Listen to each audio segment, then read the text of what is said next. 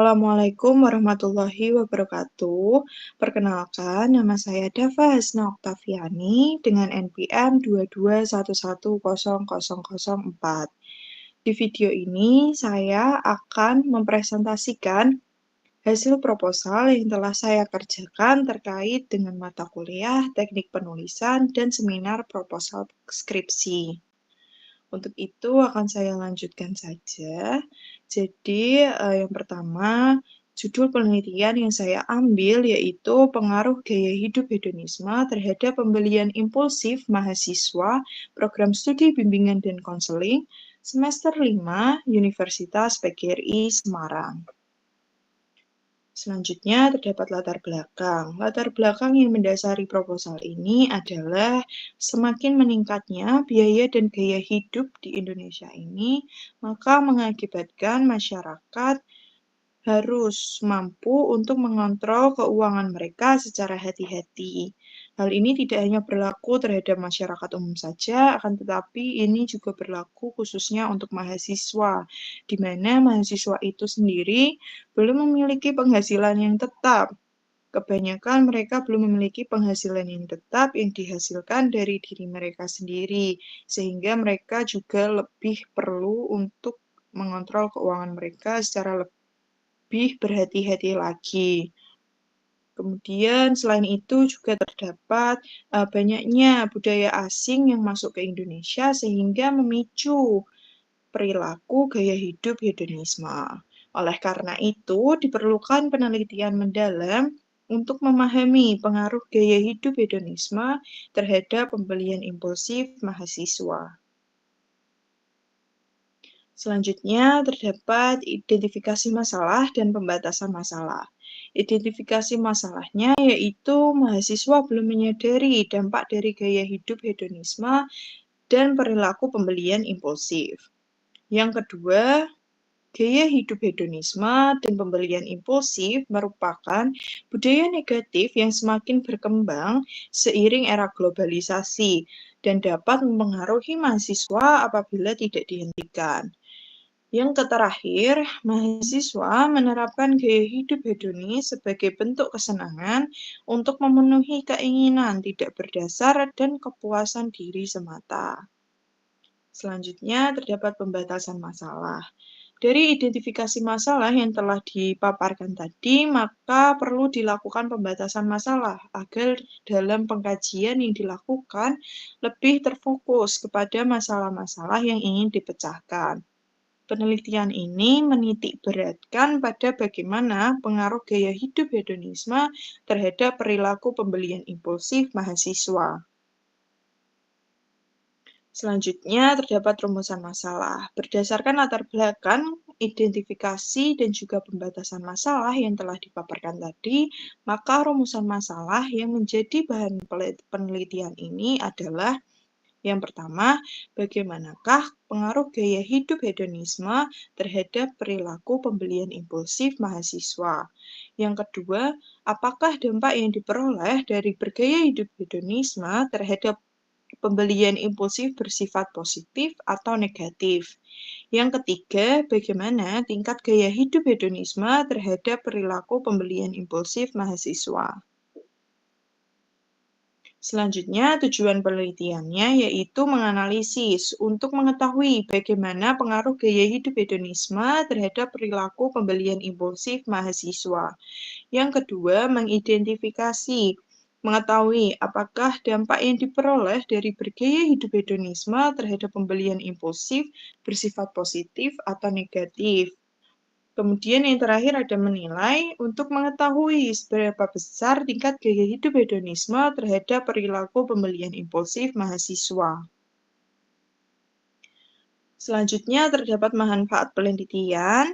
Manfaat penelitian secara teoritis sendiri yaitu dapat menjadi bahan kajian dan informasi untuk digunakan sebagai bahan masukan bagi pengembangan ilmu pengetahuan, referensi, tambahan informasi, serta dapat memberikan pemahaman dan kesadaran tentang gaya hidup hedonisme dan pembelian impulsif pada mahasiswa.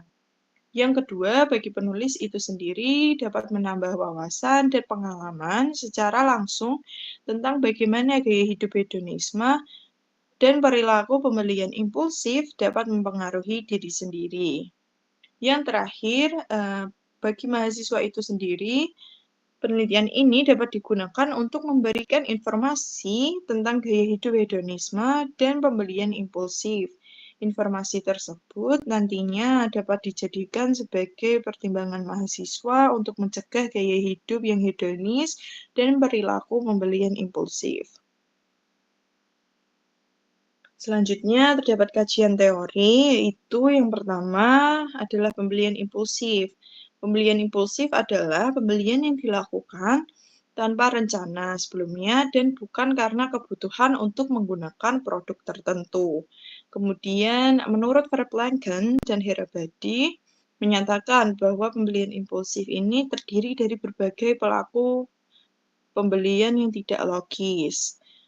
Selanjutnya, terdapat faktor-faktor yang mempengaruhi perilaku pembelian impulsif, yaitu ada dua faktor. Yang pertama, faktor lingkungan.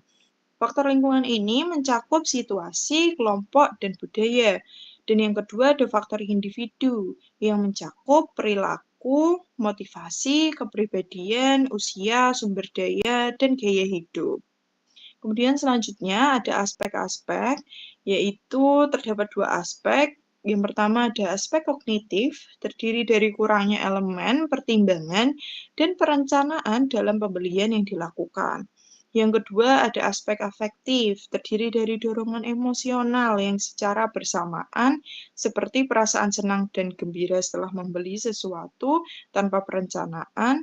Setelah itu muncul perasaan atau hasrat untuk melakukan pembelian berdasarkan keinginan hati yang sifatnya berkali-kali atau kompulsif, tidak terkontrol, kepuasan, kecewa, dan penyesalan karena telah membelanjakan uang hanya untuk memenuhi keinginannya.